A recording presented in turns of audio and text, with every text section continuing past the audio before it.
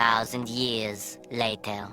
Hello mga idol, welcome back to my channel, at kung bago ka pa lang dito ikaw ay aking inaanyayahan na mag-subscribe at pakiclick mo na rin ang bell icon para lagi kang updated at nauuna sa mga videong ina-upload ko. Balikan naman natin ang mga bagong update sa number 1 na teleserye ang FPJ Batang Quiapo.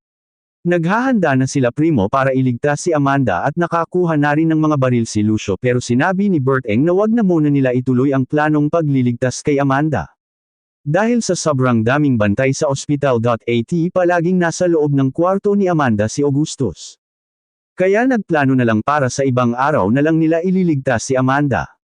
Samantalang nagplano naman sila Tanggol na tumakas sa araw ng pagpatay nila sa Red Penex. Pero narinig ng kanilang mayor ang kanilang pag-uusap kaya sinabi ito kay Chief Espinas.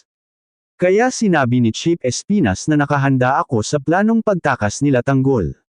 Samantalang nahulog na ang loob ni Bubbles kay Tanggol kaya pinuntahan ni Bubbles si Tanggol sa kanya selda, at doon niya, binigay kay Tanggol ang buong pagkababae niya.